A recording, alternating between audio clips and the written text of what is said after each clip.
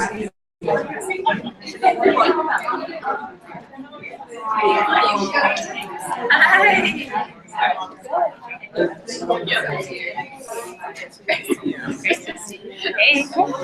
how are you? Good. I thought you were still in town. Yeah. Yeah, likewise. I did, yeah, but I arrived there in the last half hour. So I saw kind of people that came in, I danced a lot, and then it was over. I didn't make it, but I'm sure. Yeah, it was nice. Yeah. No, she's not here anymore. Yeah. Some Swedish people talking.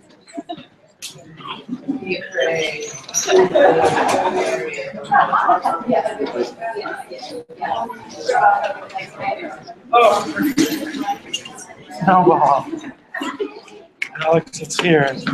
Oh, great.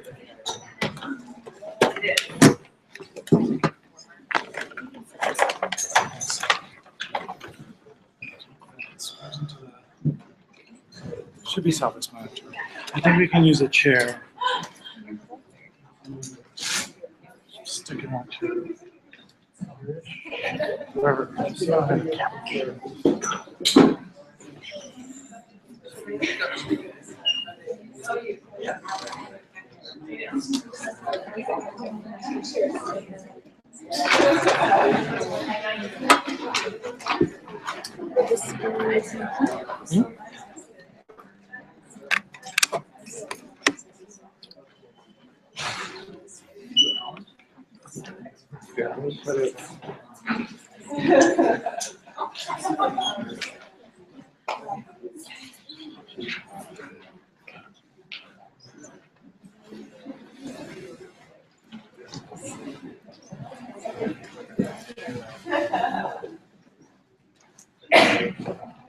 All right. Hi, everyone. Thank you so much for coming. My name's Anna, and I'm the program development coordinator at Movement Research. And this is Studies Project here. These studies projects happen once a month, usually on Tuesday nights. This month is on Monday here at Gibney. And there are associated discussions. We're always open for proposals. So if there's a subject that you would like to address, please send an email to the presentation and we can start that discussion. Just want to give a big thank you to Gibney as they host us here for this series. We're very thankful to be in their beautiful spaces. A couple things. We are audio recording and live streaming this tonight so that it can reach a wider audience. If anything is said, if you say anything throughout the course of the night that you're feeling stressed about, come talk to me or Levi, who's sitting right here at the end of the night, and we can talk about cutting it from those recordings that will be shared with a wide audience. One thing, elevator here stops running at 8 p.m. So if you need to use the elevator, we'll make a little announcement around 7:45 so that you can make sure to catch that. There are stairs, but there are a couple other things. We are selling tote bags at this table. We have this red one for $10 and this black one for $5. So come see me or Tyler afterwards if you want to get a tote bag. This also is a free event, so if you can throw us a couple $100 at the end of the night, we'll have a bag on the way out. A couple more things about movement research. So much. We have fall brochures on this table. We have melt brochures out. It's a 3-week workshop series that actually takes place here at 890 Gibney. Amazing teachers, check it out. They will sell out if you sign up fast.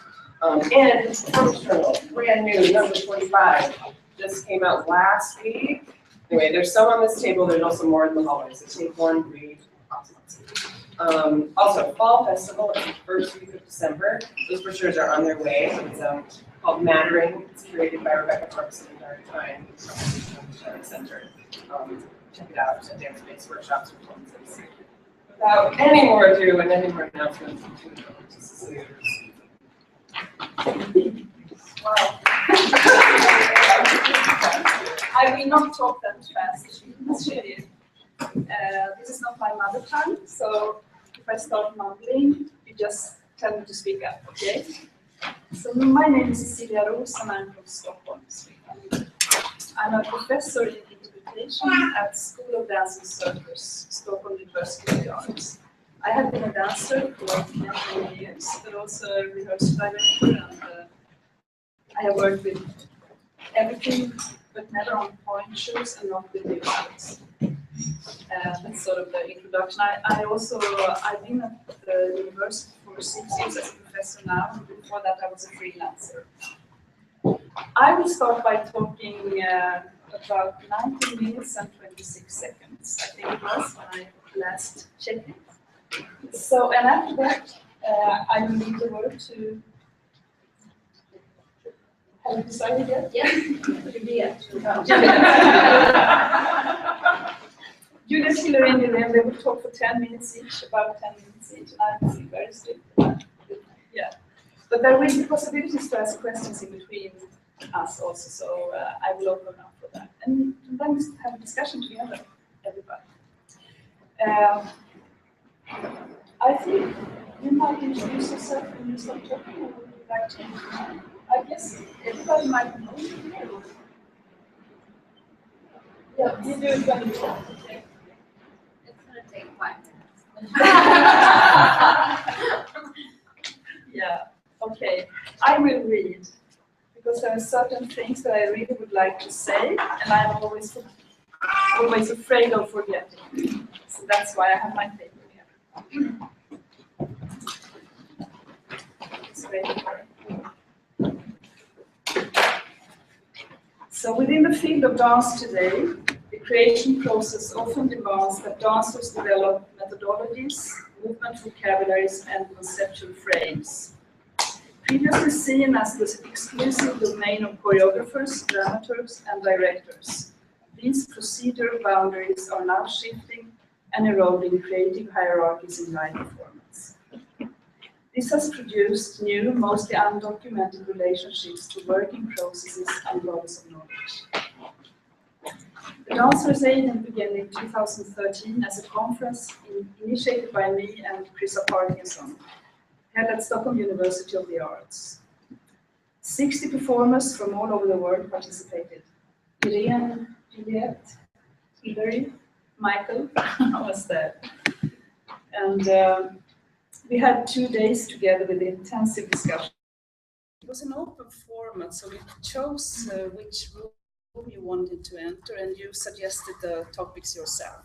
So it was not keynote speakers, or it was all organized by the participants. The conference invited the expansion of our understanding of the roles and methodologies performing dance artists are currently producing, and seek to shed light on performing dance artists' approaches. I really like the sound. You should not be afraid of. I like it so. Yeah. And the impact of experiential authorship on artistic production and research. Starting points included both established theories on performative practice in the workplace and emerging thoughts on these topics. We discussed how participants move through different creative processes, how technical tools are transformed by context, how artistic identity morphs into byproduct, and how subjective experience has the potential to hijack an artistic proposal, further it, or anchor it.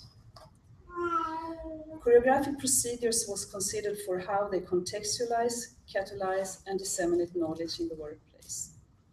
Performative practices was looked at for their ability to move dynamically between different artistic productions, for the byproducts they create, and for their pedagogical application, and for their contribution to social awareness. On December 1st, 2014, the documentation of the Dancers Agent Conference will be published by oralsite.be. The documentation will include filmed footage, testimonials, and images of the conference, as well as a collection of essays, images, and conversations that took place during that has taken place during this following year. And there will also be a collection of essays published in a booklet format. And I can send you, if you just give me your names and addresses after, I can give you all the information. This conversation today will focus on some of the topics that emerged from the conference. But I will begin by giving a background to from where the idea to initiate this conference came from, where it all started. And I will also try to give an idea of the labor conditions for dancers in the European context. And we have Helena from Sweden here and Michael, so you might also add your experiences and perspectives on that. The past 5 years, I have been involved in 2 different artistic research projects. And my perspective and interest is deriving from the dance's performative practice. 2010, I initiated and got funding from the Swedish Research Council for the 3-year project From Movement Out of Reflection in Becoming, the Dancer and the Creative Process. My reason for initiating the project came from years of being a dancer and of thinking, writing and lecturing about the dancer's practice, where I felt that to come further, in my discussion, I needed the encounter with people from other discourses, from other disciplines. I needed to be challenged by other perspectives than my own. So I invited Katarina Elam, she's associate professor in aesthetics, Anna Petronella Fourquier, PhD candidate in philosophy, Cecilia Roos, professor in philosophy. And after 1 year had passed, I also invited Chrissa Parkinson, dancer and professor at my university, to join, since I felt that the representation of the practitioner needed to be strengthened. And in elaborating this anthology, I find it so. I invited Iréne Hultman. And this book you can get for free if I just get your names and addresses after, okay? So the overall goal of the project was to approach an understanding and a conceptualization of the artistic process of the dancer, illustrated by the dancer's work with a particular choreography. The focus was both that of the dancer from within the process and that of the outside observers, the theoreticians. These perspectives were not deadlocked, but rather aimed at an interaction and a dialogue between the theoretical and the practical levels. They also danced, you know, we changed roles, we played for 3 years, I'd say, yeah. And the research project resulted in several things: participation and presentation at conferences, a number of articles, teaching and publications. Out of that is one.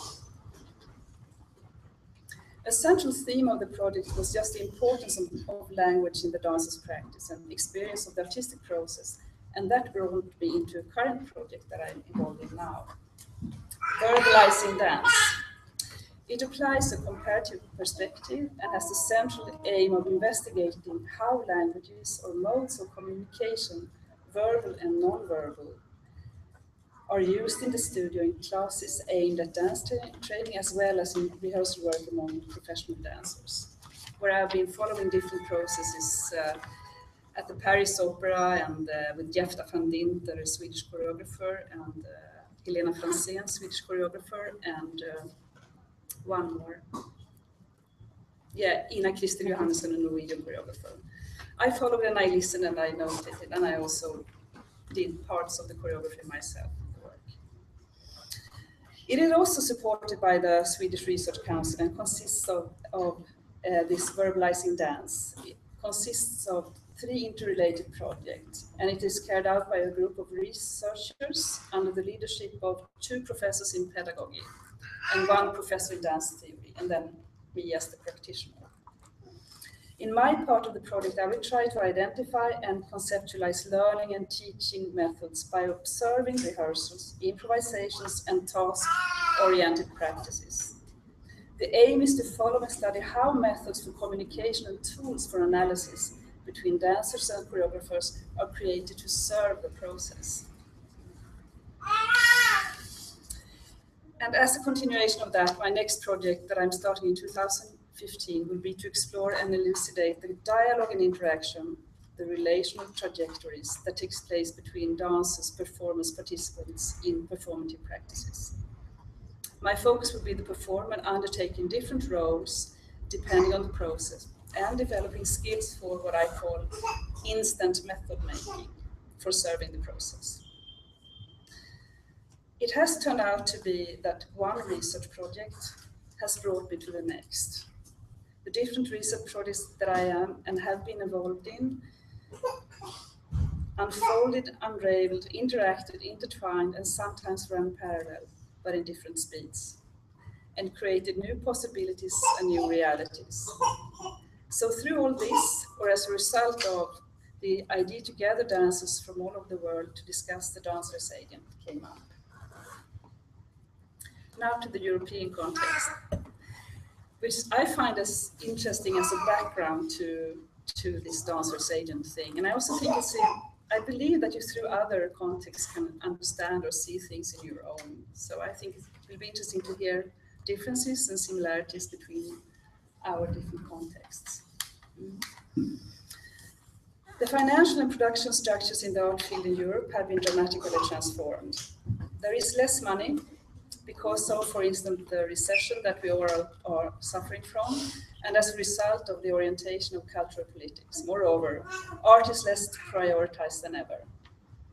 For this reason, new modes of production and organization have had to be invented, and the working conditions of dancers in general have accordingly been reformed. If we look at the freelance dancers' working conditions, we find that the processes involved are rather of change than of consistency. The dancer's professional role in general has gone through major changes during the past 20 years. The dancer of today is working more independently and is more than previously co-creative in the process. You find that not only in freelance contexts, but also in ballet companies and other institutional structures. And this has resulted in a new landscape of methods and languages, both verbal and non-verbal, in the studio. In this way, new bodies of knowledge have been created from which transdisciplinary methods have emerged. Many freelance dancers have a longer career today than before. Throughout their professional life, they reformulate their identity as dancers time and time again by expanding their field of knowledge.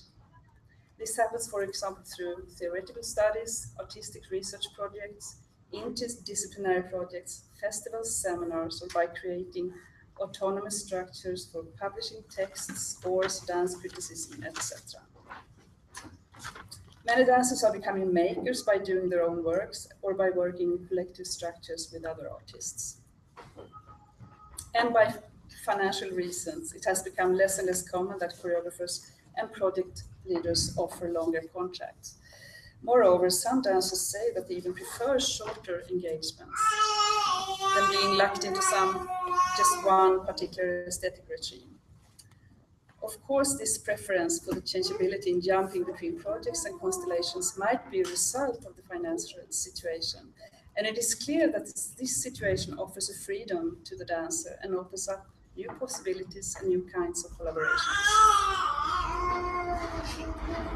All this has affected the field of dance and choreography, but also strongly supported the growth of the field of artistic research. The European governments have made major cuts in the funding of artistic projects, and the room for more experimental projects has decreased. Everything is more result-oriented, and in order to get funding for an artistic project, you need to prove that you have invitations, collaborators, scheduled performances, and residencies, which can be really hard to arrange before you have developed the production of the performance. So the more experimental projects within a more uncertain outcome have instead found possibilities to develop within the artistic research field, to which I will return later. So what kind of skills are needed and developed of dancers of today, and what is appreciated as a skill amongst dancers? How can a dancer develop the capacity to uncover the possibilities of the creative process? One important skill for a freelancer is definitely to have a range of own methods for contributing in collaborative practices, and the ability to quickly develop suitable new methods, instant method making in a creative process. And according to many freelance dancers I've spoken to, what I call instant method making is a much more interesting competence or skill than having technical virtuosity in the existing dance vocabularies, such as ballet or modern dance or contemporary dance, or what you should call it now. And another important skill is the social one, the private network you invest or have or are able to create and use in the artistic process that others can gain on. Freelancers need to incessantly learn new ways to collaborate, since they often find themselves in new situations and the people they don't know. They need to be flexible and open for adaptation. I am thinking of adaptability as the ability to adjust your needs and preferences. And that is a skill freelancers develop through practice in professional situations. It's nothing you learn in school. But you must do this without losing your integrity, otherwise you might not be interesting to work with. Since the dancer perform as a subjectified singular is a kind of ideal in the freelance world. Subjectified singular. But how can you combine adjustability with integrity? What kind of friction does it create? And what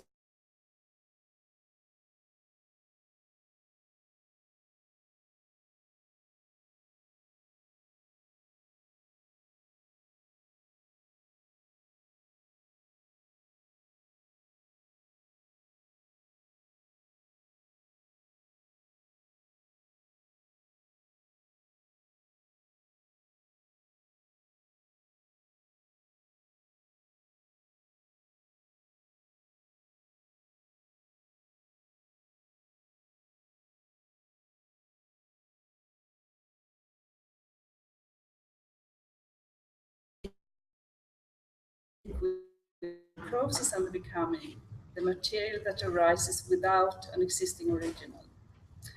Therefore, the choreography is often elaborated in dialogue with and adjusted to the dancer that is doing the replacing, which for many dancers is a prerequisite to even want to do that kind of job. I wonder if this is due to a lack of knowledge about how to adjust to and deepen the analysis of a movement material. Or is it kind of restlessness essential for our common time, for our movement forward in time? Is it an assertion that we are now more than ever dancing in our present time as subjectified singulars and should be understood that way? Or is it just a consequence of the changed working conditions that we experience as a result of the cultural politics and the recession? This also raises questions about authenticity in choreography, if it exists, and how we can relate it to interpretation and authorship. Yet these questions extend beyond the context of this discussion, so I leave them. In Sweden, it has become obvious during the last decade that choreographers and freelance dancers with a more experimental interest turn their hope to the field of artistic research and the funding that it may provide. And to be able to get that kind of funding, you need to establish collaboration, either as a PhD student in artistic research or as an artistic researcher. You have to establish a contact with an academic institution or an institution that has research as an assignment from the government. And then you can get funding. Quite generous funding also. So. But at the same time, a debate often arises considering the influence of artistic research in an academic context upon art. Doesn't it run the risk of getting too academic? Many practitioners criticize artistic research for hijacking art. And I think it's very important to keep that discussion alive so we know when we are doing and why we are doing what. There is a big difference between the practice of artistic research and the practice of producing performances. The latter could be an outcome of the former, but not the reason. So you cannot apply for artistic research money if you want to do a production, but you can do it if you have a very, very good question that is possible to research upon. When you study for a PhD within artistic research in Sweden, your final dissertation can consist of a performance, an exhibition, a verbal presentation, a moving image, or something else that is relevant for your research. You are not obliged to produce a written text, as you traditionally do for a PhD within academia. In the spring 2014, Stockholm University of the Arts received nearly 450 applications for 10 PhD positions, out of which about 60 were in choreography, and the others in media, opera, performance art, and visual art. The applications were on a high level, and the applicants came from all over the world. Attending a 4-year study program with a monthly salary implies that you are protected from the stress involved in temporary productions and risks of unemployment, which is of course very attractive. And it's going to be really, this is new, that we can do this now. This was the first time that we, a real, pure artistic research PhD. So it's going to be really interesting to see how and if this new kind of knowledge production will challenge not only the field of art, but also the rest of the research society. Participating in an artistic research project funded by, as in my case, the Swedish Research Council, you're asked to continuously share your methods and process, something that isn't usually in focus in traditional art practice, even if it's very interesting to follow processes in that way. However, in artistic research, one need not necessarily account for one's result in ways comparable to other research fields. Artistic researchers are typically concerned with developing methods for reflection, documentation, as well as new formats for presentation. The growing importance of artistic research has affected the working conditions of freelance dancers in different ways. On the one hand, it has opened up a new labor market. On the other hand, when dancers are involved in artistic research, directed by themselves or other project leaders, such as choreographers, visual artists, musicians, it is difficult to reach outside of the academic context. The researchers present the research continuously, maybe not in a traditional performance context, but more through practice demonstrations or other formats that are relevant for their research. For this reason, the amount of live performances has decreased for dancers engaged in this kind of research. And as a consequence, the dancer loses the immediate encounter and exchange with the anonymous spectator that a performance situation offers. And this is of great significance for the performances. It's only in the situation of performing that you develop your performance skills. So there is a change. I will end by saying that generally, the work of freelance dancers of today consists of developing methodologies, movement vocabularies, participatory practices, and conceptual frames to serve different kinds of processes. Dancers are dealing with discourse and agency, creation and change, which call for instant method making. Not always knowing about the outcome, but through the doing, revealing the reason for the doing. A reason that is not meant to be a static event, but an action emerging through interaction with others in space. Creation, change, and action.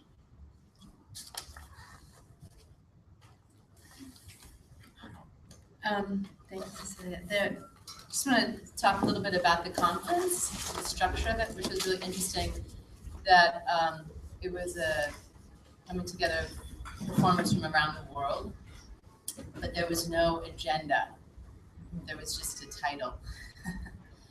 So it was a really open context for how we were going to create material to work with.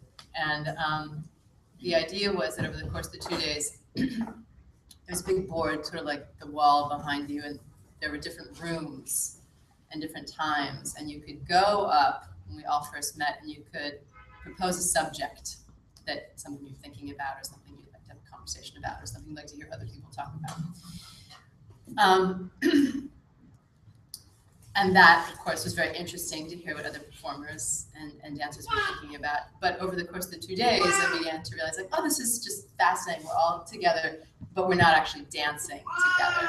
To be with dancers over the duration of 2 days and not be dancing together actually felt kind of exciting, to just be working with language.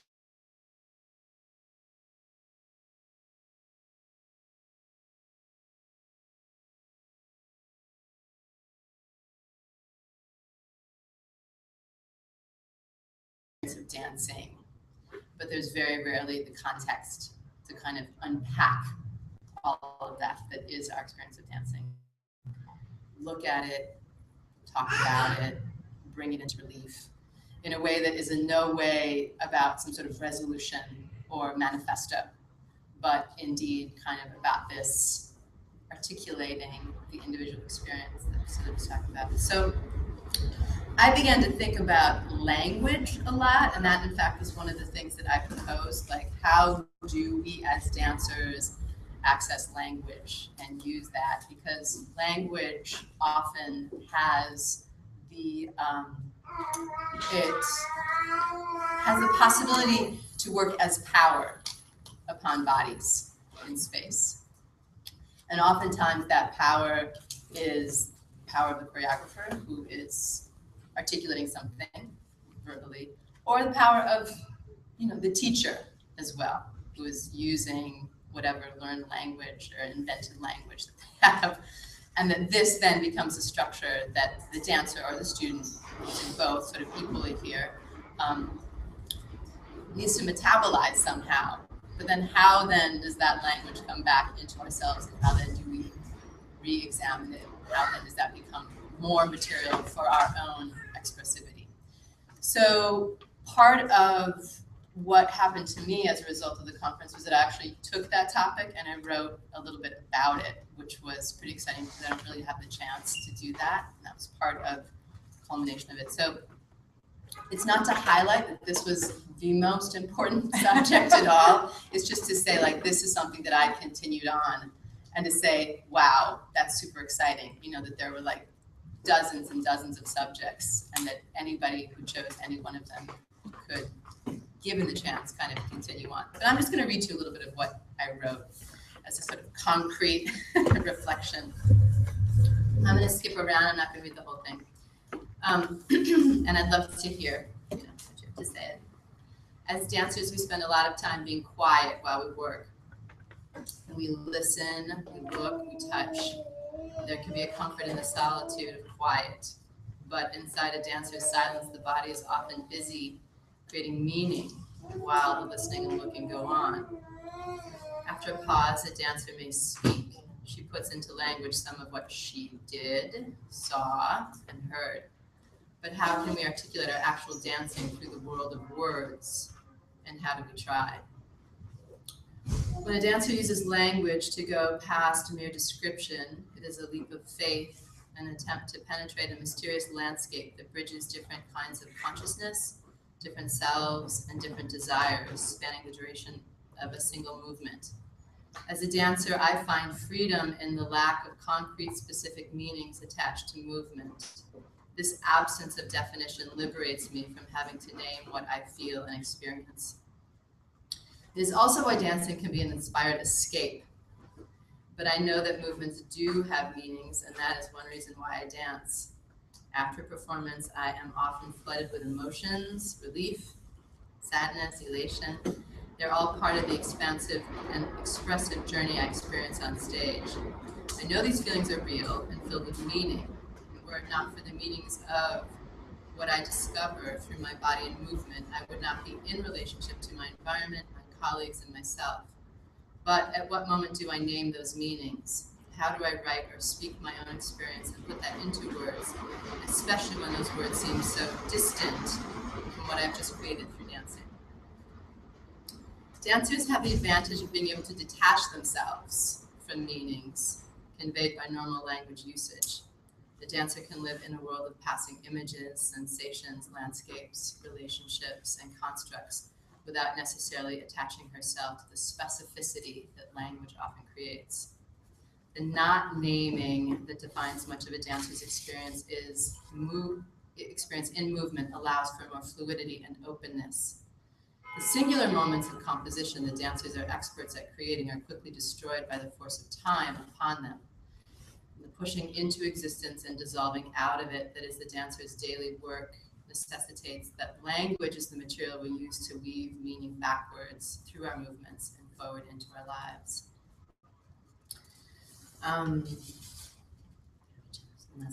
Children grow physically and intellectually through repetition. Repetition is essential to learning and is essential to development. The same principle applies in dance. The dancer repeats and repeats and repeats, but each repetition is also different. Nothing is ever completely the same in the body. A Although language is not static either, it can diffuse the experience of movement and it can distract us from its urgency. The dancer holds a free space in her mind and around her body within which she is able to project and move freely. It is a space that does not normally exist, but it can be a reinterpretation or reorganization of that which normally does exist. I believe it is through moving within this free space that a semblance of meaning can emerge for the dancer. The work within this space, the work of and with extreme openness to the elements and to the mind, is where language and or speech may arise when it has been bidden to play. So this is just some stuff, that I wrote. No, really.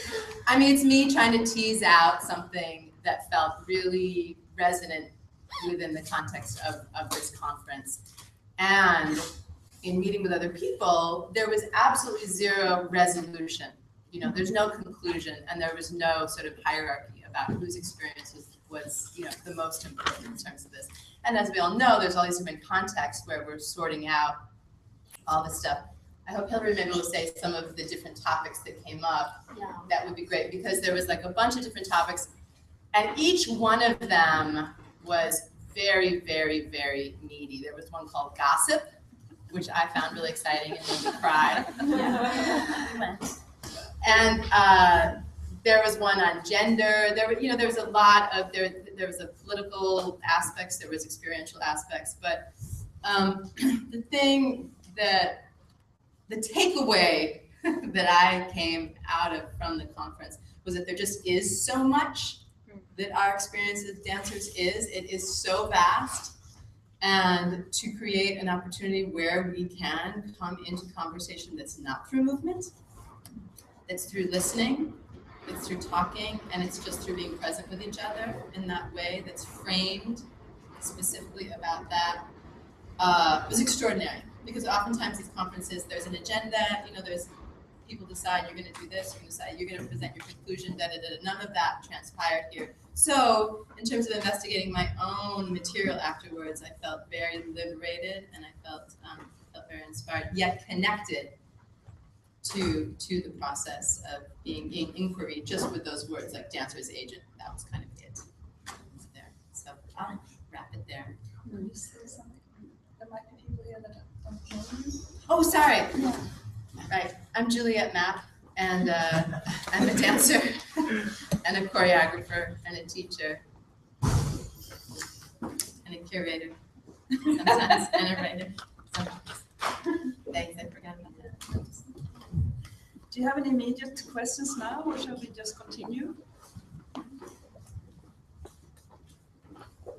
Yeah, we continue. Hi. My name is Hilary Clark. I'm a dancer and choreographer and teacher. And I'll just piggyback on what Juliette was saying.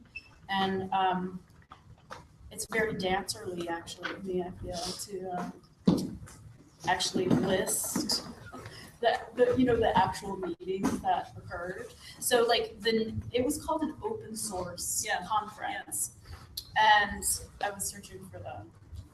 So I wasn't familiar with that before, and essentially it's formatted as a coffee talk. So essentially you go towards your interest of whatever particular meeting or topic is occurring, and you can choose to stay for a period of time or you can choose to go. And so I'll just read to you what was brought up. That's one day, right? This was one day. Yes. Yeah. So naming was one. Movement, gender and power structures in the art field, institution, knowledge production between project dancer and company dancer, agency and invisibility, do we want to be served, agency and desire, relationship between agency and approval, fragility of agency, memory / identity relationships, what is the dancer as agent? Mapping the systems. Let's see. The dancer as agent, gender issues.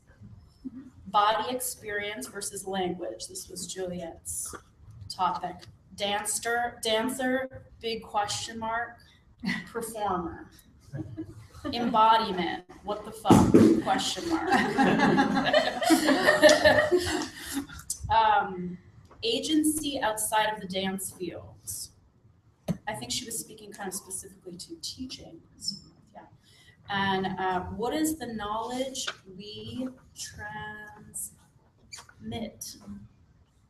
We produced, wait, no, sorry. What is the knowledge we produce? Transmission is another. History, paralysis, ultra agency. Interesting. So I felt for myself one of the most significant things about the conference was the amount of time and the economy of time. You know, for me, I have a lot of different dance jobs. I have a lot of different work that happens in New York. In order for me to do my dancing, in order for me to actually do my dancing, I have to do a whole bunch of other things, like I'm sure a lot of you do. So the luxury of that time for me was extremely significant. So I mean, and I feel like one of the most significant things for me that there was no sort of set definition of trying to define dancer as agent. It was that it was a discussion kind of set up in the room. And I think the result for me is like the process of being inside that question. And I think for myself, one of the most significant things is, you know, generally that's a very private practice of mine. You know, the byproducts that come off of the work that I'm in, like be it I make like some sort of like little art project based on the piece that I'm in, you know, some sort of processing happens based on the work I'm inside of. So, and that's generally a fairly, yeah, that feels fairly private actually, or, you know, definitely it extends to a proximity of peers and people that I hopefully get a small amount of time with, be it after a performance or choose to make a meeting with, so that we can be in discussion about these, like some particular thing. But it has to be organized around all of the craziness of being able to be here. And that's not to necessarily complain. It's just like, you know, and I was really cautious of that, because I mean, I think for Juliette and I in the meeting in particular, that aspect of economy and luxury of time was just so glaring for us. And so I did feel this real significance of eking out every moment that we were there. And it was funny because, you know, at the end we did a conclusion of our time, and we had about an hour to speak with 3 or 4 other people. And, you know, the group that Juliette and I were in terms of forming our conclusion, you know, we never stopped talking. It was just this constant exchange. And at one point there was like a presentation of another group, and they had said, oh, well, we slept for a half an hour. And Juliette and I kind of talked about it later, and we were like, wow, that's like the last thing I want to do right now, you know, just to have this space to, and that's really significant for me. You know, I don't have secret family money hidden away that I can, you know, say that I get to do just X, Y, and Z. You know, it's like I have to find every little crevice I can to be inside this practice. And that's, for me, it's all the time. But the exchange of it, the significance of the exchange with a large group of people was a really, really powerful one. And I left the conference thinking, like, I need to make this happen in New York. So, you know, I've been kind of forming this idea around dancer to dancer encounters that is not facilitated at all. There's no, you know, it's like, it can be like facilitated between each other. So it's like we meet in a room, we discuss our practices, you know, and I think that the thing for me around language, it's that you're in a process around this language, around your own research, that, you know, I just don't feel like we have the, you know, we do it here, obviously, in New York, but it's much more sporadic, obviously, than what a significant conference like that can entail. You were gonna say something. Yeah, I mean, But you can interrupt. okay, yeah, Yeah. I'll let you take it. Yeah, so I'm Iréne Hultman, and I'm also a dancer, choreographer, educator, and now I also say advocate. Love to be an advocate. Honestly. And when I got invited to this conference, I was really, really happy. I'm Swedish also, but I've lived here for so long, basically my whole mature life, if I can call it mature, it was here, I would say. And I'm going to say this briefly so I don't forget it, but she said starting something here. And as you said that, I was thinking, well, what the beauty was in Sweden was that it was in a neutral space about that. And the word safe came up a lot. We got the questions, do you feel safe? Do you feel safe? And in the beginning, I was like, why this?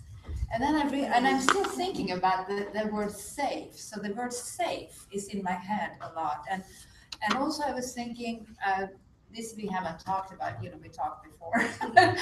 It came up now when hearing all three of you talking that the time element in the conference was extremely spread out. You know, you come in the morning, you have coffee, you decide, and then you go and listen and do, then you have coffee. And it was something about the time that I felt that was kind of like, Yeah, there was a very reflective space. Maybe that's a better way to say it.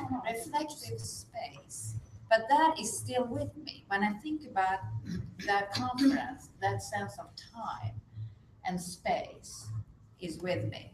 There were also an action happening at the same time, the running project, right? Yeah. Now when I said space, the running project come in, because suddenly you have these runners coming through the space, and they're running constantly. Yeah. Right? Yeah. It's a choreographer. Her name is Katie Coe. Yeah. Yes, she's from England, and she's doing this at conferences just to as interruption. Interruption. Yeah. So that, and also something that people could rest. They came running through, just ran through the room. Yeah. And out and into the next room, and they did that for hours. And there was something really nice about that. Like there was something ongoing, and it flipped you back to, yes, we are dancers. You could run with them too. Yeah, but you I don't think could. anybody. Yeah, you could. And I was really happy to be part of this. I felt very special to be part of this dancer. Like I've never been in a conference with dancers, and for me, that's something that was very important since I have lived here for so long, but am European, was the global exchange. I've heard so much from both sides in terms of dancers, and myself included before, this might be all because I feel it's changing, but the Americans, the Europeans says like, oh, American dance, you know, it's just this, it's just that. And the Europeans, the Americans are always saying that, well, Europe, they have money. They do everything that they're so long because they have money, which is true, but now that is going away. And so I feel like we are starting to mix in a way that I'm very pleased about, and I would love to see that here. I think it's really necessary that we mix, even though, and in this conference that came up at certain times, and I just shared a memory that I was part in, I think it was Juliette's group. The first group I was part of was Dancers and Desire. And there was more like a sense of talking about where the desire comes from. So I felt a little bit, even though it was great, I felt a little bit disconnected somehow because my desire is so connected to moving. You know, like it's really hard to think about the desire. Like I need to like experience desire, which in some way we did too. Memory number one. We did dance together. We had to grab a partner and dance. And I was dancing with a philosopher.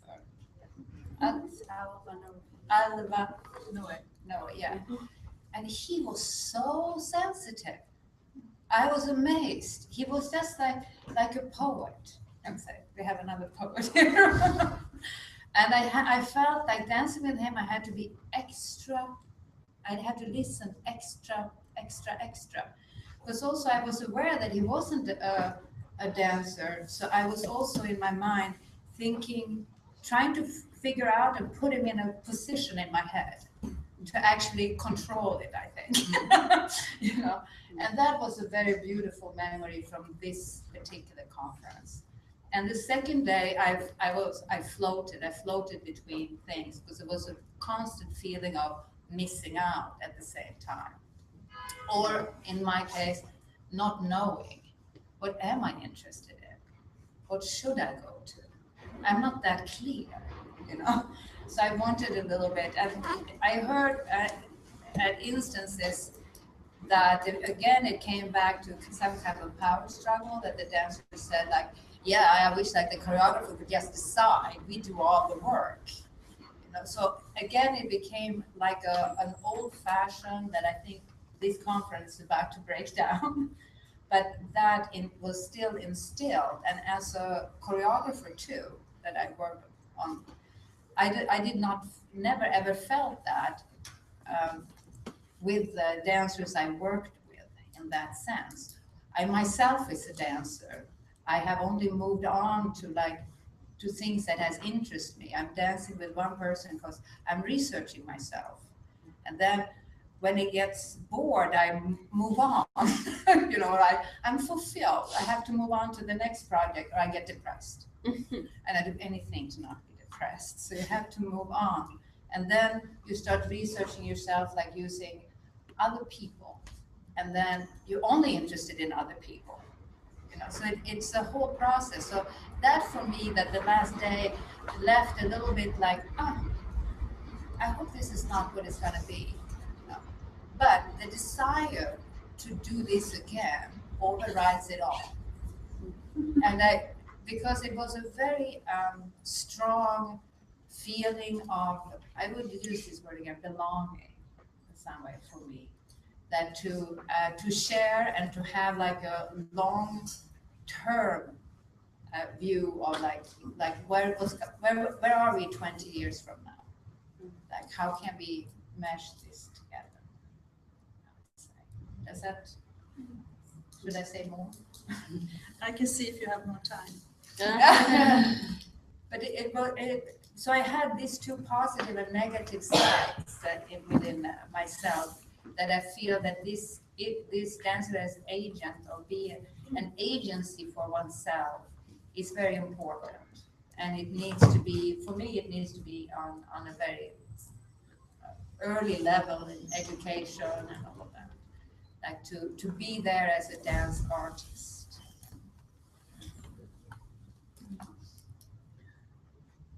So just curiosity, thinking of how you used or what happened with your experience after. You have been writing, and did it give you any new perspectives on your practice here, or was it just an isolated event, or how? I wouldn't say it was an isolated event. No, I would say it, I think it, I would say if anything, it kind of just like fortified me in a lot of ways to kind of generate more conversation.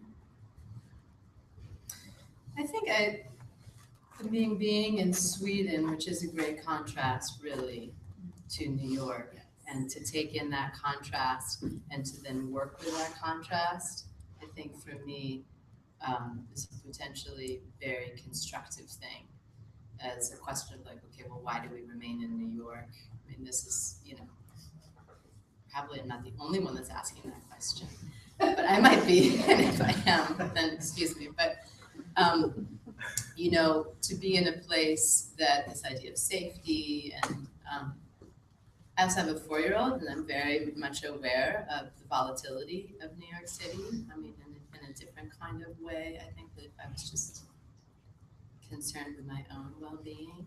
But then I also think about my students, you know, like how can I kind of provide them with a sense of like integration, like we do this thing in this space, I'm responsible for it, I take that on, but then how can I give you something that you take out of this space that then can help you do what you need to do in your lives.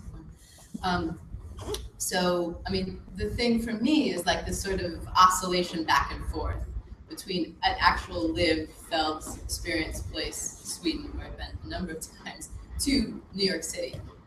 Just incredibly different sort of realities, but then how they can inform each other. You know, one can inspire the other, and I think very real ways, just through the course of one's imagination and one's own history, where then you access that, like, well, I was there and now I'm here. Could I possibly be both places simultaneously right now? You know, in the studio, like what would that do for me? You know, and in terms of the conversations and all this, like, you know, I wrote about it, I thought about it, I kept taking notes. I mean, there was continuous material came out of it because it was very exciting, but also I think that the idea, I mean, being a dancer, it's a fluid spectrum, right? I mean, I place dancer first, but I'm also a choreographer, and I'm also a teacher, and I also write, and I also curate. You know, there's all these entry points into our field, and so sort of I always like to frame and really, you know, focus in on the dancer part. I feel like that's the point of departure from which everything I do. But each one of those things that I do, talking about this last night, they're each different problems, good constructs, good tensions around that. But to use the dancer part of that in a way that's like really, really, really, really examined in relationship to other dancers, I think enriches then all those other courses of expression and articulation and activism, or, you know, however one places oneself in the field. So that's kind of like a long sprawling like takeaway for me, but just to say, like, I do feel like, and even the thing about like the taking the nap, that, you know, like that was exciting, like, wow, awesome, I'm gonna do that again someday, like take a nap, you know, like you just come into contrast in a way that's like authentic and not competitive, and there's no assessment of like what's a better approach and what's not. And that I also think is really valuable, because I do think that this is underlying sort of self-criticism and this thing that we get into in these really, really, really tight economies, that we deplete our own creative potential and others. I don't know if anybody can relate to that. It's like, you know, like what we're actually doing with our bodies and the potential which we see in other people as an imagined possibility, you know, if you're constantly being reinforced the lack of resources, you're reinforcing that for yourself, then that's, you know, then that's something that's good that's going to happen, you know, in a real way, because it is real. So these are ways in which I feel like I've continued to live with the material that's come up, but it doesn't feel like it's not something I can pinpoint, but it's definitely, there's lots of threads. And it's a desire to continue. That's this a desire to continue a conversation. And I don't know like about really what in that conversation, but to be in a conversation, I would like very much about in a certain way you could say like interpretation, if that is what it is, and what our roles are today as a dancer. What is a dancer today? You know, like so many more demands, like acting almost, you know, like you take your role and you mold it, you do research, you feel it out, and so it's almost like it's a dance director instead. So the dancer has such a, and you choose, I mean, like I always feel that you can, I do feel that the dancer is irreplaceable. The dancer can be replaced, but the dancer is irreplaceable.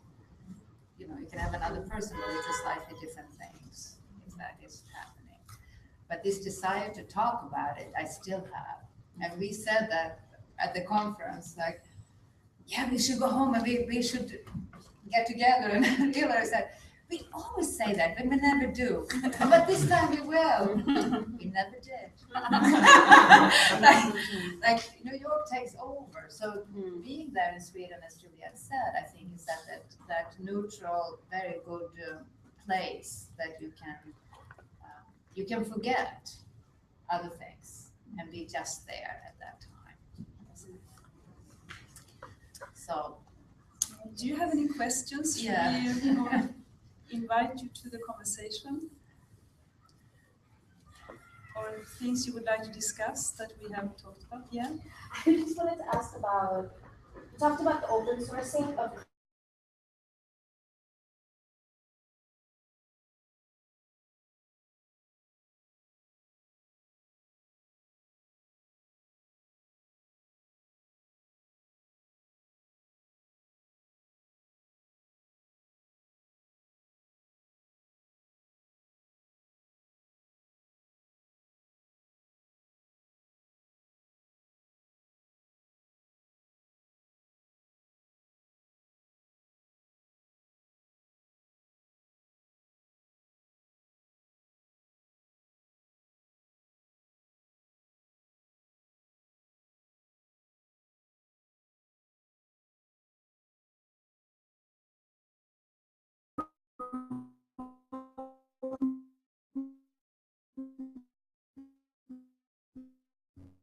And you know, it was like 45-minute sessions. So yeah, and in the end, the runners were running, but they came running when it was, you know, the end of one session. So we should know about the time. So it's they were also like a timer. Yes. I think a lot of people felt comfortable coming and going. Yeah. And I didn't, like, I just settled in to, you know, to talk or not to talk, but there was this sense of like, it was very porous. Yeah, but generally you would go to the thing that you proposed. But it was interesting to what was proposed, can I say, to me, you know, like, and also the thought for myself to thinking, what should I propose? Should I propose? I had all these other questions too, and then I didn't, you know, do you want to, because if you propose something, you're the leader of that proposition, so you can't actually be just listening, or I felt myself, so I just wanted to be a participant in it all. But what was proposed was very interesting, I thought, like, because there was a whole wall, like this whole wall, and then it was like session 1, session 2, lunch, session 3, I think, and they put, it was a 4 session. And then they just put up a little big arcs with the thing and left. So it was a very almost ceremonial and feeling to it in the morning. And then, you know, usually you do at conferences that you have to share, everybody sits and listen to everybody's, But we didn't do that. We did it this way, that we had 2 rooms with a camera in. So after your session, my topic, for example, I went into this room, and I had 5 minutes to talk about what So these are the things that will be open at the oral site .be from the 1st of December, so you can go in and listen to everybody's testimonies. We call it the testimonies that you could give. So it's, I think, like 25 testimonies or something like that. Yeah. And the map that Hilary said, there was a studio that there was the word dancer in the middle, and then you could make tape mark, and so it became a grid, like what dancer, interpretation, dancer. I have it on my, yes, Pussy was one. Dancer, like, so like how you made this whole grid, what a dancer was. So everybody contributed to this kind of map. Was it what a dancer was? Can I ask what is, you might define this, but what is your definition of this like instant methodology? thing that you're talking about way long ago? Instant Sorry, I method. didn't Instant hear. method You kept- making. You Method kept making. saying instant method making, Yeah. and what is that? Is that like a strategy that you're talking about as to how artists dance artists can navigate this artistic economy? Like, is that a proposal of how people should or are working together? I think what I have seen, I'm quite old, so I've been working for many years, and I've seen a development and a difference in how the dancers today are much more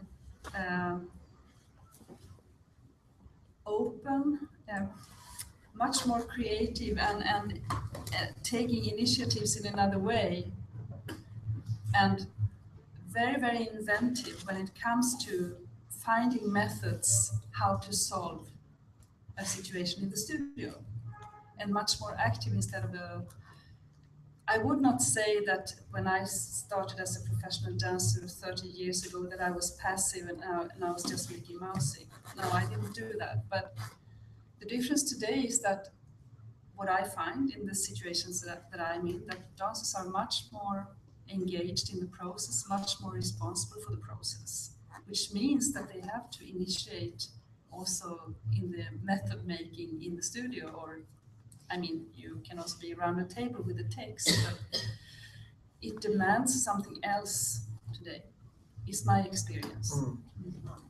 Yeah. I don't know what. Yeah, I would also speak to that. I mean, I feel like for myself, you know, I may be in a project that there's a particular concept proposed, but then I, for myself, propose concepts based on the concept, develop, I'll use the word methods, but I'll say strategies to deal with the larger concept, and then the potential byproduct of the concept that then I constructed. And, you know, I create my own research based on the things that I've developed, and then the things that have that the larger concept then entails. So it's a very active process for me being inside work. It's not that I am propose the concept of the larger structure and I say, this is it and only it. I say, yeah, this is a aspect of it. And then what's my research inside that? And then going into finding my way deeper and deeper and deeper. That's my interest, deeper and deeper and deeper into whatever then comes from that. Be it physical, be it intellectual, be it, you know, some sort of inspiration that I fall upon. And that's kind of how I translate what you're saying. And yeah.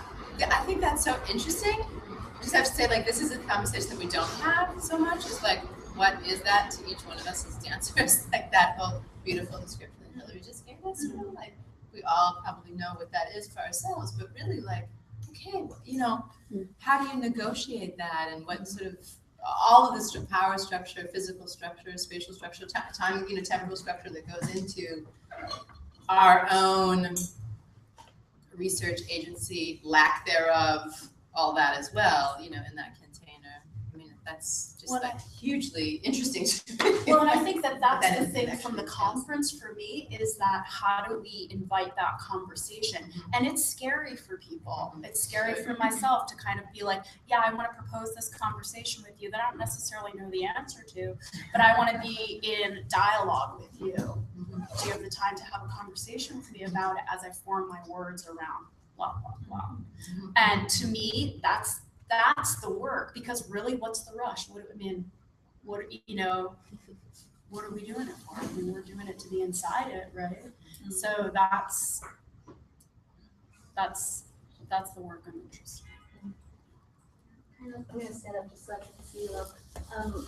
So I tend to think of the word agency in partnership with like immediacy, or this kind of, immediacy, but that you gave yourselves extensive time and space for then agency to emerge out of, you know, a blank board, I think is really significant. And I'm curious about how to also be a holder creator of open time and space in an environment, specifically New York City, that really doesn't have the time for time and space. But how do you say that that's an important part of emergent agency, and how really that should be a kind of demand, and can we demand that? And whoa, that's my question and interest in what came out.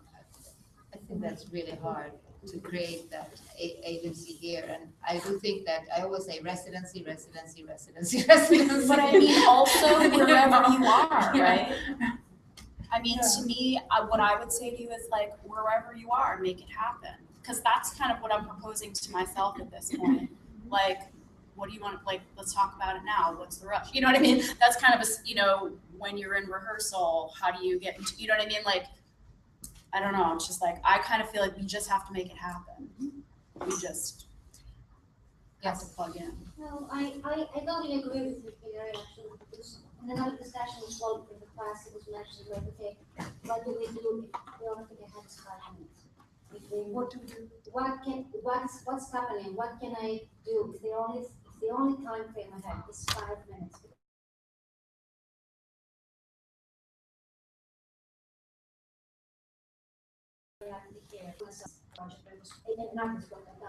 Those 5 minutes are my 5 minutes, and that's what I'm going to actually use. But I would like to ask you something, Hilary, if you can mention, if you can clarify that with me. I was very interested in how you expressed your methodology when you're in different projects, and at some point you said that like when you're physical and when you're intellectual. So there, in your, maybe I misunderstood, but in this sentence there was like, do you have different methodologies as a body, as an agent? Oh no, I think I said be it physical or intellectual. Okay. So intellectual pursuits based on a particular concept that, you know, has been one presented to me or one generated based on the concept. That might be like, I read a book on neuroscience. You know what I mean? Some sort of intellectual pursuit that it brings you to, that it's like, you know, it's a, you know, it's like a book reading, of writing. I actually think of writing as kind of like a physical practice anyway. So, you know, because I'm not like a really skilled writer, it's like more on like a just write. Yeah, I don't really separate them out so much. Can I just, oh, sorry, you just wanted to, I'm sorry, I don't know your name, with the blue shirt. Hi. Hi. I just was thinking I wanted to add my little thought to this, which is that, you know, I think working with what you have, yeah, you have to do that, but it's also like, I think it's great to create different situations for what that is. That you like take the class, you know, where you just lie on the floor and fall asleep. And then you take the class where the teacher's like, and now double speed, you know, like you do the things that like sort of you don't like, so that then you have other reference points for yourself, that then when you do have the 5 minutes, you're like, oh, there's that thing and there's that, you know what I mean? That you're sort of inscribing, you're deciding your own history in a way. Yeah. And just in terms of like how dense things are, and you kind of have to go to things in New York, you know, it's hard just to be like, and now this is my 10 years in the countryside of Vermont, like Deborah Hay, you know, like, you know, you're maybe not placed with those radical decisions in this moment, you know, so how do we do this within, you know, what we have? So anyway, I just feel like that could be. So in some ways it's like an active time. That you rest actively, you are doing. Or you're just engaging, like, you're taking it like it is fast. Yeah. So you're doing these different things, but then as a result, you have more to draw from. You just have more experience then to sort of be, all right, this works for me, this doesn't work for me. Because it doesn't work for me, I'm going to make it work for me in these other ways. So it becomes an opportunity to discover agency. I also think it's a thing about shifting the perception of it. You know what I mean? Because I know I had to do that for myself at one point. Rather than asking myself, how do I research? It's like, I'm in the research. It's just like, I am active. Yeah. I'm in the act of it. Yeah. I mean, one of the benefits of travel is what you described too, of like your perspective is sort of forced to shift and how to create that as a practice. Yeah. Just Right. with, I mean, It was a question here. Oh, yeah. So I guess two things. One was that I want to hear more about the gossip session, partly because I feel like gossip is a way of knowing that's a lot closer to embodied ways of knowing than to most academic and other kinds of verbal ways of knowing.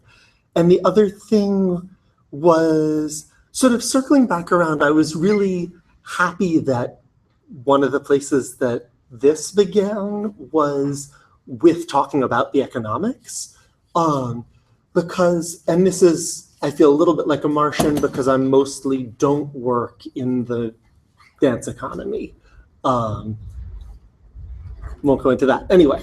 But it seemed like a lot of what you're talking about is a sort of shift towards ways of working that can get described as more horizontal, but can also get described as a lot of labor getting subcontracted onto dancers, in terms of the actual amount of work and kinds of work that are being expected of us in the process of creating performances, which it seems to me ties into the economics of those things. Who's getting credit as creating something, who's getting the both social capital and the actual money that comes with being credited as creating something, which feels like a lot of this is relying on dancers' willingness to work either completely unpaid or massively underpaid, and that's only accentuated when the money is coming in a research context, where it's even more normalized for the researcher to get paid and the subjects of the research, even though they're providing most of the material and a lot of times most of the actual labor in the situation, to not get paid or get paid in a sort of similar nominal, it's nice for you to be able to get here so you get cab fare way that I feel like is also very normal in the dance economy. So your thoughts were on, it was a comment or? It was more of a comment and sort of how the thinking about that shift of agency that comes along with a lot more unpaid labor fits into thinking forward with the dancer as agent stuff. I am hopeful though, like with dancer as agent, that it will bring more money to the dancer because of its more responsibility or more co-creating in the whole process. That is my hope. In that sense. Do you have any experience in that also? As in terms of that dancer marketing, that they're paid, the more responsibility they have? And the dancer's role has definitely shifted, but not only because of this conference, but I mean, but it's a big change, as I feel that Financially. the effect will become more financially, I guess. Even if I can't say that everybody earns a lot of more money today, that I don't know about, but I can see that the role of the dancer is different today. Even if you work in a context, in a company, I mean, you're much more part of the process, which means that most of the choreographers that I've been working with, they have not seen me as an instrument for their lust. I mean, I haven't worked that way, but the thing is that the political situation where the dancer has been looked upon as an instrument and also financially not been supported in the same way. And that has changed, I feel, because of the dancers so much more taking space and articulating their practice and being also the one articulating what the dancer's practice is or could be for them. So I feel a big change there. And that is also something with this research thing that I find that I would like to discuss, but I don't know, we see if we have time because I'm curious of what you think about. Levi. I just, two thoughts sort of. One is, at least in the situation here with the dance economy, the choreographer is not really in a very great position either. I mean, I feel like in the situation we have in Dancers Under Science, which is why they work underpaid, is that the choreographer is usually paying to create the work out of their own pocket. And so the whole system is pretty much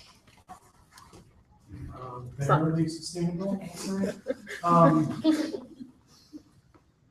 And it's the onus is on the choreographer to raise all that money.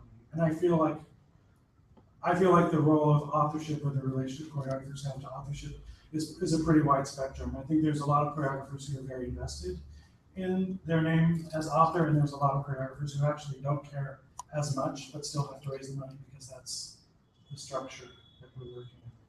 So I think that's a pretty complicated space where there's a lot of, people are proposing a lot of different solutions to it, or a lot of ways of looking at it. I think, Mariah, who does the Bureau for the Future of Choreography, which is a project around collective authorship and all the questions that raises. And then the other thing I wanted to say is just about dancer's age, and I feel like it is important to be able to be positive with the time or space that you're given, but also in the larger scale of agency, it's also important to articulate what you need in a to a larger field. And I think that's one of the values of something like this, where knowledge starts to move out from just our own personal private experience and get shared and documented. Yeah. And I just wonder how we can kind of harness that information. Well, that was the significant thing for me from it, is that can't happen anymore for myself. It just it just feels like a lack of generosity, if it feels only private to me, Yeah. Kind of Can I just ask one thing? And this change for the dancers, does it come from the dancers who want to take a bigger part, or does it come from the choreographer who demand more from the dancers? There are many answers, but I can only speak out from the Swedish context when it comes to that. Thinking of when we educate dancers today, they come from a school system where they have been asked to critically reflect from they are 4 years. So when they come to the dance education, they demand so much more from the education. I mean, it's so different. So it starts from there, and they not only are expected to be more partaking in the process, they want to be. I mean, it's for them. It's like they're not interested otherwise, because it is the dialogue, it is the participatory practice that is interesting. So it's I mean, it's the hen and the egg. I mean, it's very difficult to say. Yeah. To think about.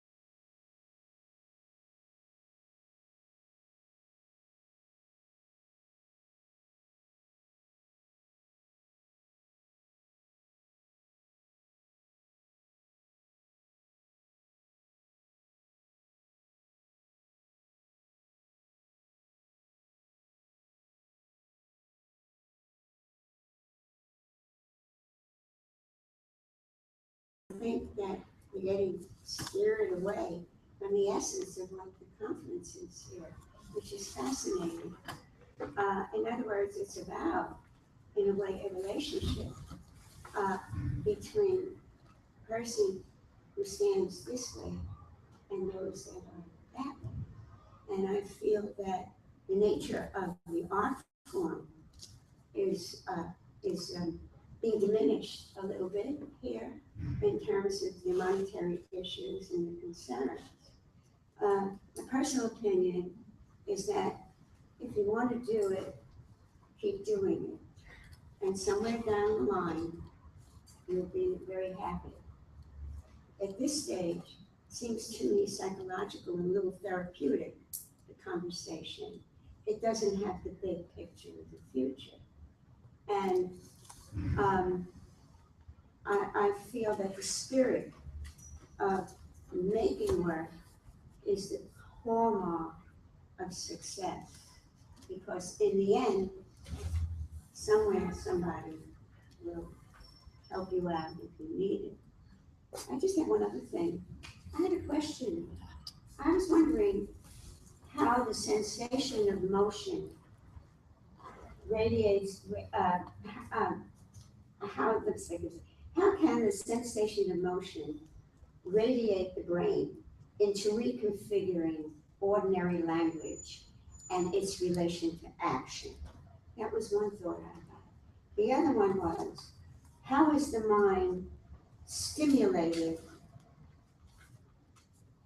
Should it not be through the body, its impulses, and the body sensation that feeds the brain?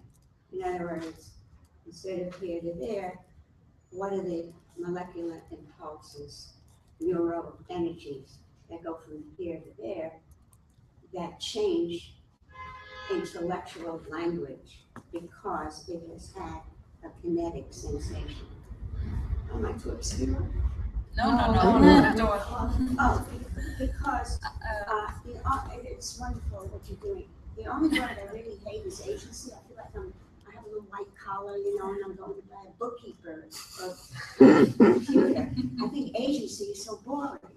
And I think we should really reconfigure the language, because some of the language I'm listening to is so square, it's so without motion, it's so without the essence that it's been stifled up here. I mean, I think the beautiful thing about this conference is it's not about the shared gaze with the choreographer. It's about actually taking that person out of the equation for a moment to say, sit in the validity of your work as an artist, as a dancer, and consider it. I think that was a really important reflection, actually, because the role, be it horizontal, be it that you follow exactly what's happening, whatever it is, be it that you have the molecular kind of cellular consideration. It's like all of those things can be thrown into whichever rehearsal process. So it's like we're speaking in a larger context. But I think very specifically the thing for me is that the choreographer was extracted for one moment so that we could have a conversation. That's really big. That was sort of positive too. Positive. Very much. That was the idea, because what it was, sorry.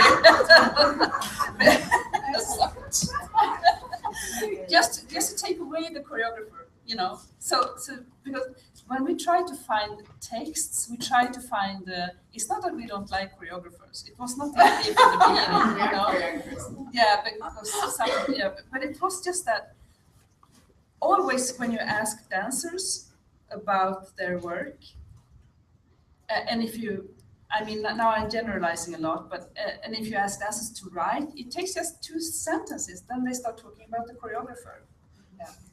Yeah, and that is because it also has to do with something else. Why am I dancing? It's not because that I was, released by a choreographer who gave me no, it's not that.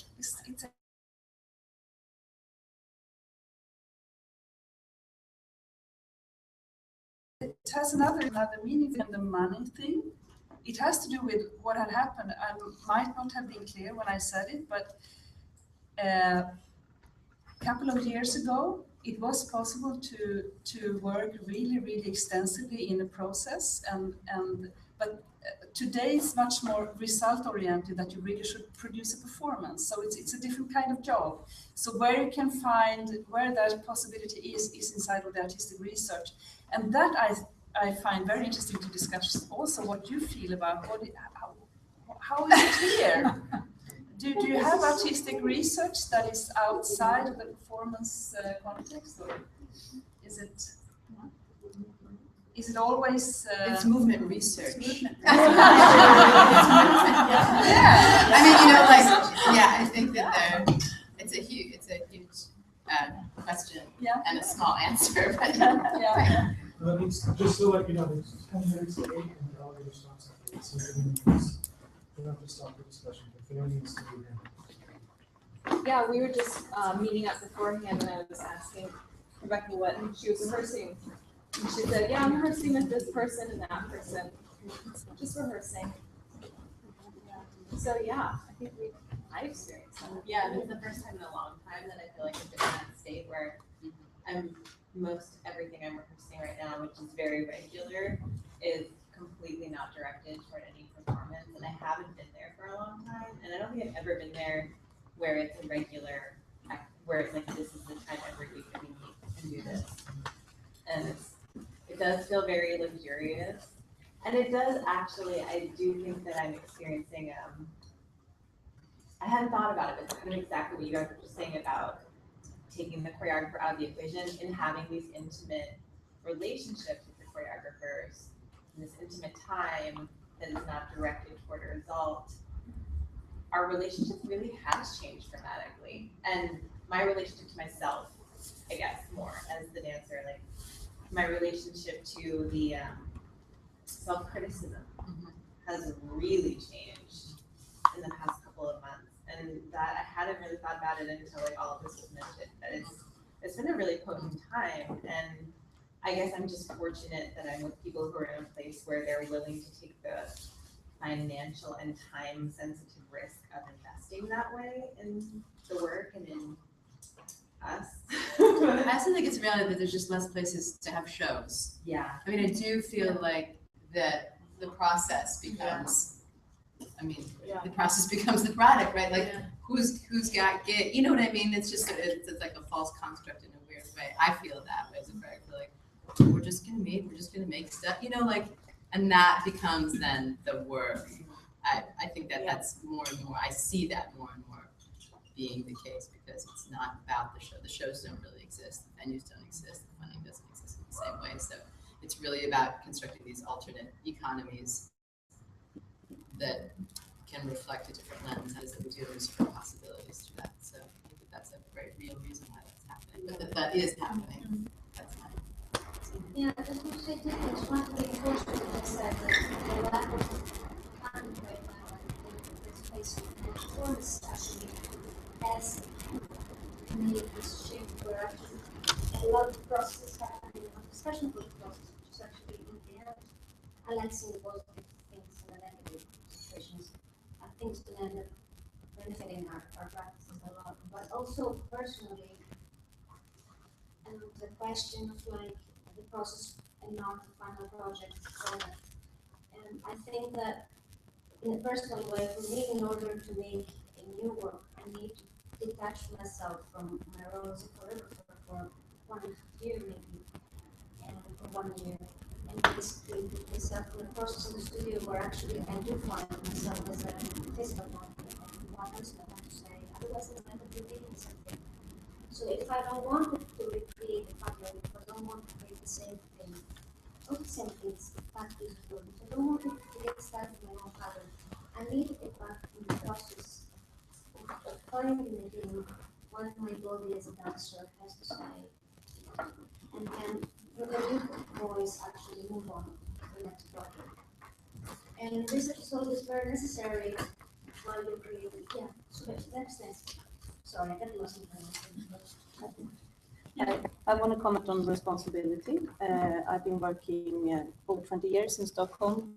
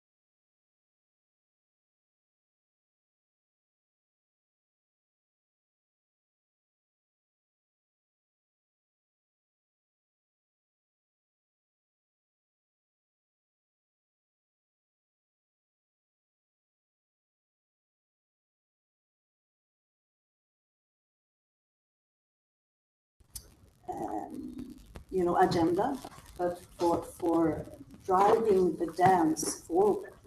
So I think it's a very, very positive development within the struggle that we all do. So good that you had this dance, seminar.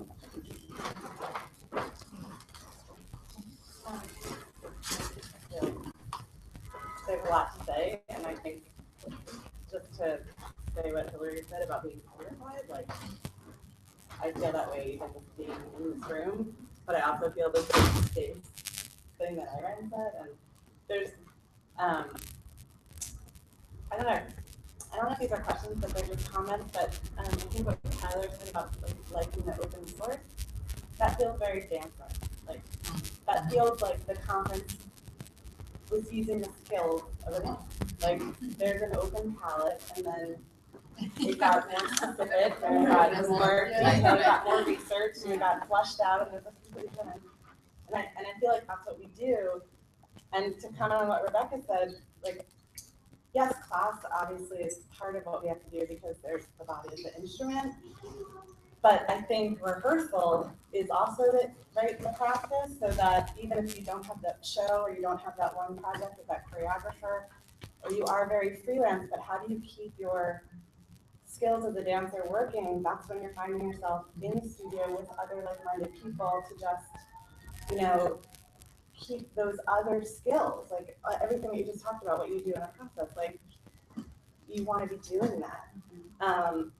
And I just wanted to comment on what you said about education and the work in Stockholm and Sweden. I'm a dancer. I feel like I take everything I do as a vantage point of a dancer, but I'm very much an educator. And it's progressive education. And Sweden is a huge forefront of that. And there's a lot of that in New York. And it's about reflection, it's about critical thinking, it's about project-based learning, it's about inquiry.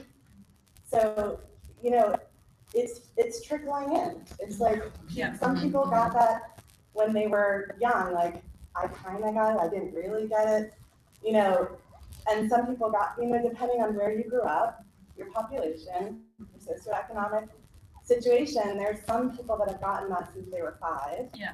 And like, I learned it when I was 30.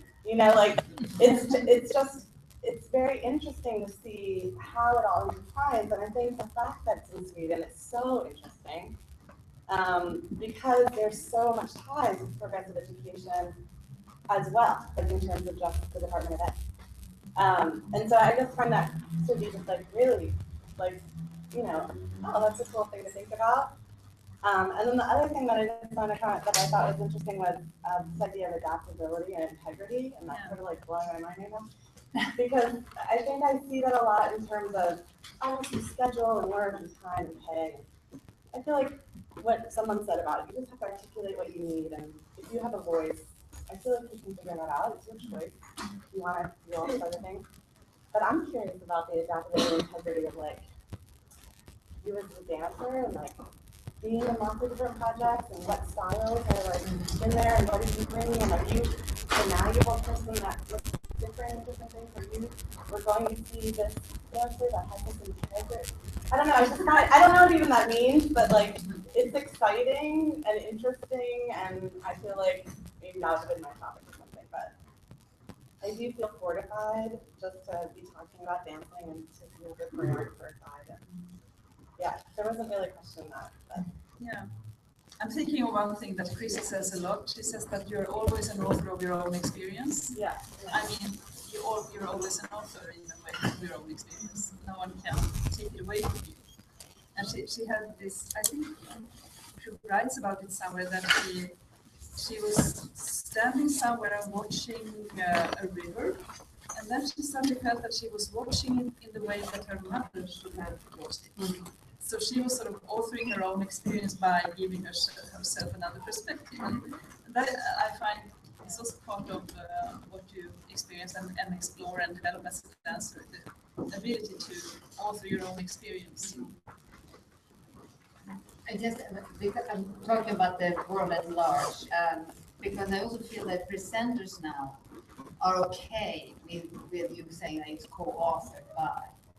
Because I had a piece going up in Paris, and I wanted to be, it was like tango babe, I think, collaborators. I didn't want I wanted everybody in there, and they were like, not possible. We needed one name. And they was stuck in that like one artist cells. And I feel now, right now, everything has kind of trickled down. It's a bigger concept than that old version, which we are talking, which is fortified by this, that it comes up from the grass and grows up. So it's really great. I mean, I'm talking, but just there's also the thing of theater in some ways has been around for longer, and there's a lot of, this idea of devised theater, and I was recently in a theater project and they put me with, I'm working as co-developed, and I was a little like, I just did what I did as a dancer. Yeah. But I got this credit, like I co-developed this work, like along with the writer and director. And I think there's something about like that's being okay, that's being presented. Devised theater, like 5 names is like there, like they're called the team. There's these things, and I just wonder if we're again catching it up in a sense. I mean, it's a question. I'm not sure if I have the history right, but it feels a little bit, like what's going on in what would be the experiment in the world. And not in the art world. But not in the art world. No, I think there's some artists that fight for the names of the people that they work with on the piece, but not often. Yeah, like keeping that solo. Yeah, artist identity. Yeah, I mean, and I think it's working. And I think the art world is working a lot with dancers right now. Yeah, in their identity. I also think that there's some dancers that are okay with that. Just put that out there too. And I worked with an artist. I found that relationship, and there has been that discussion for us too, but also for the name of the artist. That role she has is also in there. By her presenters or on her. Right. Or there is a validity of like you're as a dancer, you are holding the vision of. And that's not a bad thing. Yeah, no, exactly. I see that. I mean, I teach undergrads, and I see that as something quite beautiful. There, I have a few students that just really want that, and there's something. I just respect that and honor that as well. Like there's space for that, and there's work for that, and that is true integrity as well. So it's kind of like there can be agency in anything. Exactly. Yeah, I don't think. I certainly don't need to imply some sort of face value on one or the other at all. No. I'm just want to state that clearly. Yeah, no, and I just think it's interesting in terms of the whole thing about what's happening in class and what's happening in rehearsals and how things are moving around. There's a lot of different ways to touch upon different structures.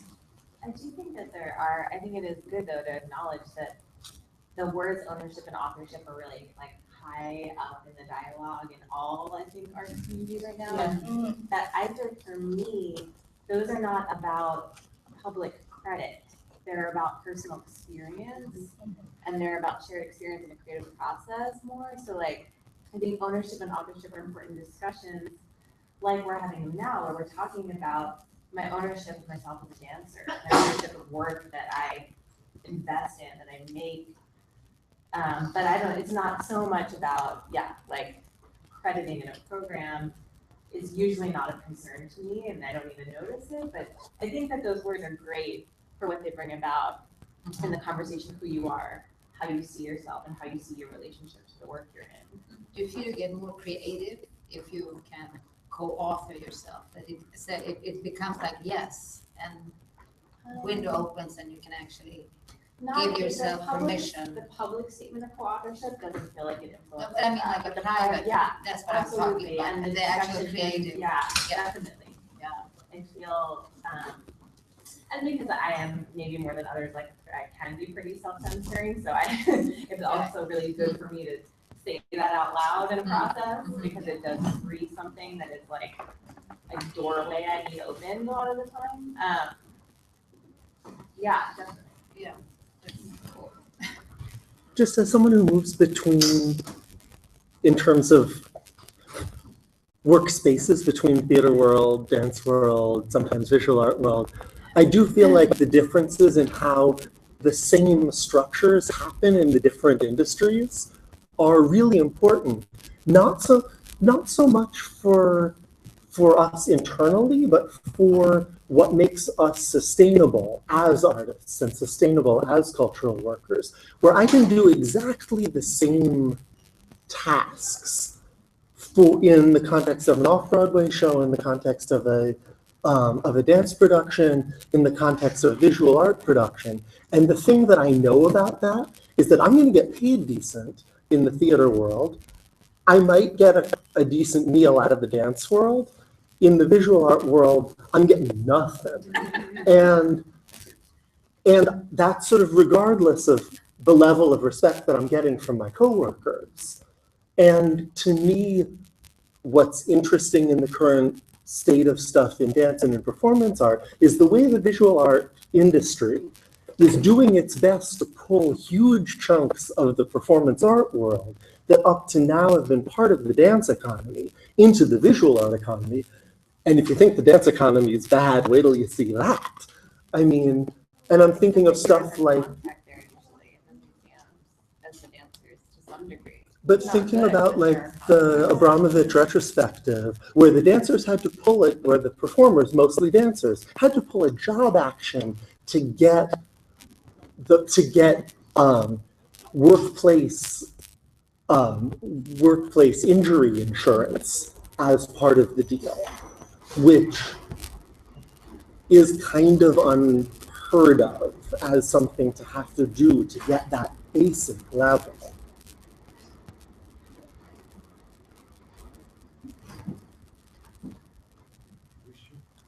You know, that's a huge topic. No, totally.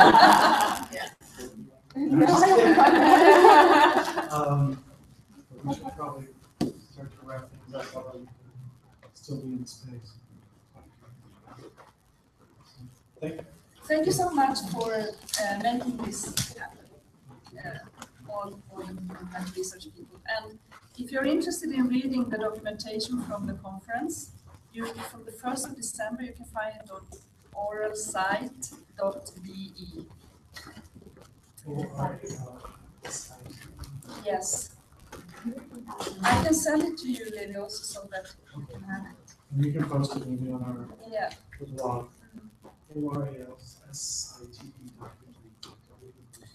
And if you would like this material of movement and thoughts with articles by me and Krista and Iréne and others, you can just put your name here and I send it to you for free. So then you can look at it if you want. Do you need address? Yes, address. Yeah. What did I say? You know, then my magic feeling is so she lives there. Those documents. So thank you so much for coming.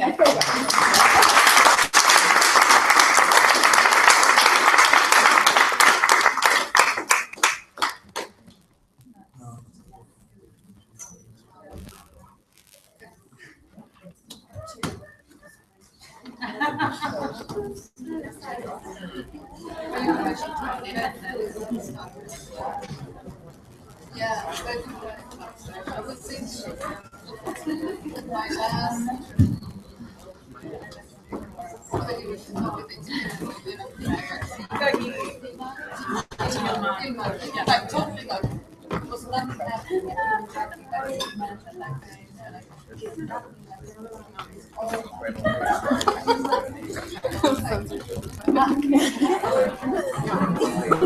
I just said to you in passing, I don't know. Yeah, she's always like this.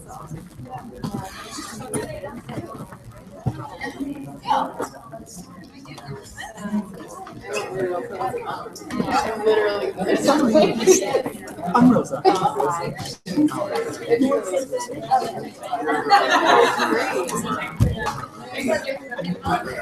I mostly just call myself a puppeteer because it was the easiest answer, but I do body and movement.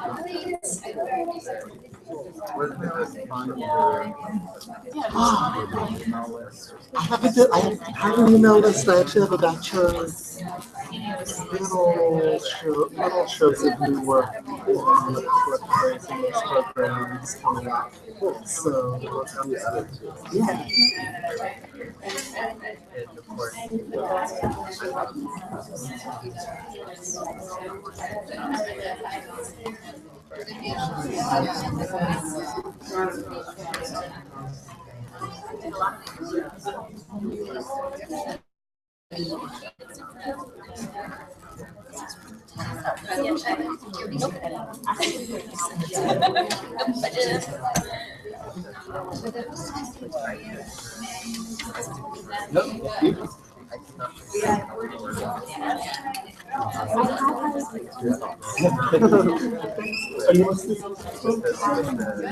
I do a bunch of stuff.